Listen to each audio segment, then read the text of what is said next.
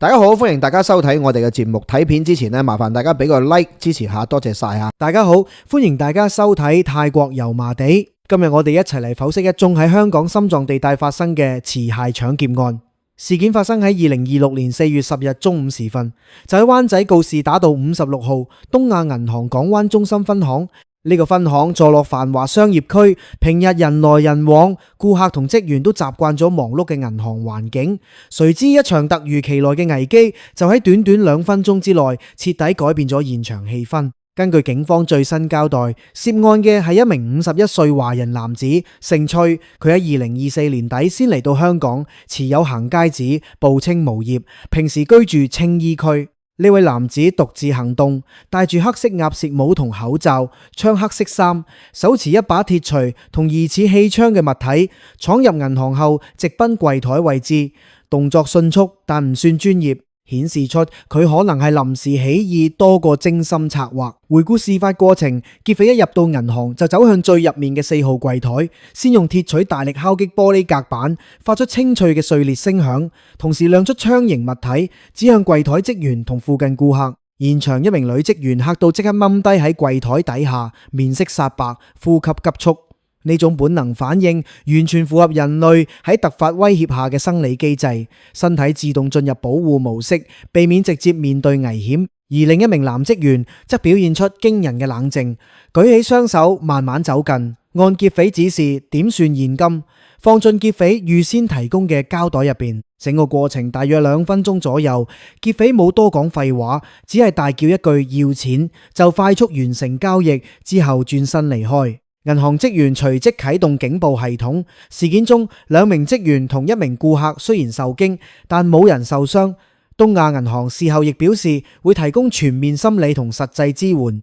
值得留意嘅係，呢間分行距離灣仔警署同警察總部只係大約300米步行距離，平日警力密集，閉路電視覆蓋全面。劫匪選擇呢度下手，表面睇嚟膽大包天，但實際上暴露咗佢對風險評估嘅嚴重偏差。警方接報後反應極其迅速，大批荷槍實彈嘅警員、穿避彈衣、戴頭盔嘅特勤人員即刻封鎖現場，展開地毯式搜捕，同時翻查閉路電視片段，利用先進嘅監控系統追蹤劫匪行蹤。劫匪得手後，騎住一部單車往分域街方向逃走，之後喺金鐘海富中心附近棄車，懷疑轉乘港鐵金鐘站經柴灣方向離開。警方喺金鐘一帶發現咗懷疑屬於劫匪嘅單車，更加確認咗逃走路線。下午大約2點鐘，就喺事發後約1個半小時，警方喺柴灣環翠商場一間餐廳附近成功截獲疑犯。當時呢名男子已經換咗一件白色短袖衫，企圖低調離開，但警方憑住精準情報同現場目擊，喺商場2樓商廁附近將佢拘捕。搜身時起回大部分贓款，大約35000蚊現金，仲有氣槍同鐵錘等證物。灣仔警區助理指揮官刑事警司林建達事後親自交代案情，強調疑犯相信係單獨行事，正調查佢有冇案底背景、犯案動機、事前有冇踩線以及氣槍來源等細節。目前疑犯以涉嫌搶劫罪被扣查。案件由灣仔警區重案組第1隊跟進。呢宗案件唔單止反映咗香港銀行保安系統嘅進步同埋警方快速應變能力，更值得深思嘅係背後嘅人性選擇。想象一下，一個51歲中年男子喺人生某個階段選擇離開熟悉環境嚟到香港，面對高昂生活開支、就業壓力同文化適應挑戰，內心可能積壓咗種種無力感同焦慮。當經濟困境達到某個臨界點，有啲人會產生一種孤注一擲嘅衝動，幻想透過一次快速行動解決眼前難題，忽略咗後果嘅嚴重性。心理學上，呢種現象往往源自長期壓力下嘅認知扭曲，個體傾向高估短期收益，低估被捕風險，尤其當事人缺乏穩定支援網絡，容易走上呢條不歸路。劫匪選擇接近警署嘅地點下手，表面勇猛，實際上正正暴露咗佢喺計劃階段嘅草率同判斷失誤。呢種心理狀態喺好多類似案件中都見到，提醒大家人生低谷時最緊要係尋求正當渠道解決問題，而唔係靠僥倖。回顧香港歷史上嘅同類銀行劫案，可以見到時代變遷同治安演化。早年70年代，旺角寶生銀行曾發生長達20小時嘅挾持人質事件，劫匪同警方對峙，電視台直播全城關注，反映當時警力同裝備相對有限，社會對暴力犯罪嘅恐懼更深。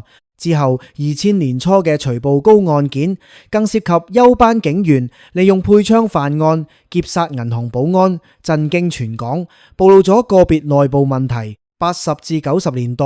季炳雄同葉繼歡等悍匪集團持 AK-47 步槍連環打劫金行同表行，多次同警方駁火超過100響，場面血腥激烈。相比之下，今次灣仔事件雖然驚險，但冇開真槍，冇人傷亡。警方喺短時間內破案，充分顯示香港現今監控科技同情報系統嘅成熟。呢種對比唔單止安慰人心，更凸顯社會進步嘅成果。銀行櫃台加裝防彈玻璃，職員接受危機訓練，街頭無處不在嘅閉路電視，都大大降低咗嚴重罪案嘅發生率。不過，案件背後嘅社會意義更值得探討。香港作為國際金融中心，銀行分行遍佈鬧市，表面繁榮，但基層人士面對住樓價高企、物價上漲同就業競爭，部分新來港人士適應過程特別艱辛。呢名疑犯喺短短1年多內就鋌而走險，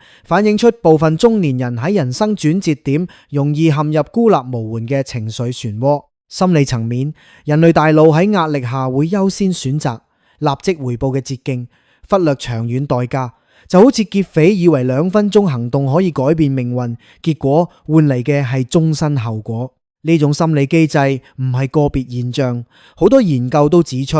失業、債務同社交隔絕會削弱個人嘅自我控制力，令人做出違背常理嘅決定。銀行職員嘅反應亦值得讚揚，男職員嘅冷靜配合係典型危機下嘅生存智慧，避免咗更大傷亡，證明專業訓練同個人韌性可以扭轉局面。警方嘅高效表現亦係亮點。事發後，警員即刻拉起封鎖線，鑑證科人員套取指紋，拆走損毀玻璃化驗，特勤人員荷槍戒備，呢一切都係現代警務專業嘅體現。相比過去槍戰頻仍嘅年代，今日香港治安整體穩定，但個別案件依然提醒大家，任何一刻都唔能夠鬆懈。東亞銀行作為歷史悠久嘅本地金融機構，一直致力服務社區。今次事件雖然影響咗分行運作，但銀行迅速回應，提供員工支援，顯示企業責任感。整體嚟講，呢宗案件唔單止係一宗罪案，更係一面鏡子，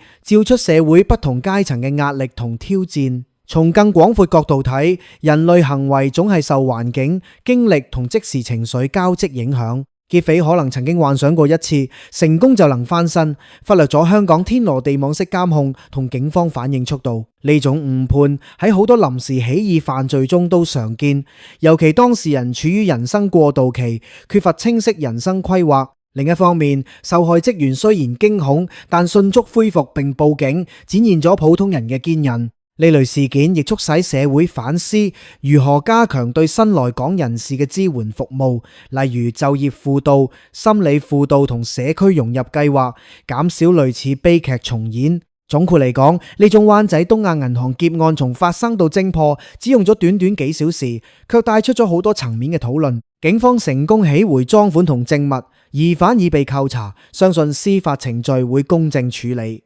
事件亦再次證明，香港嘅法治同治安基礎穩固，任何挑戰都會被迅速化解。希望透過呢個故事，大家可以更珍惜和平生活，同時關注身邊人嘅需要，一齊共建更安全嘅社區。從以上故事，我哋可以學習到一個重要嘅點：無論人生遇到幾大困難，犯罪永遠唔係正確出路，只有透過正當努力同社會支援，先至能夠真正解決問題，迎嚟更好明天。嗱，最後咧要提一提大家啦，見到片尾咧有幾格嘅畫面啦，呢啲咧都係屬於我哋其他嘅影片，有其他唔同嘅題材，咁啊大家不妨可以 click 入去睇下啦，多啲選擇或者 share 俾唔同嘅朋友。多謝你哋嘅支持，係咁先，拜拜。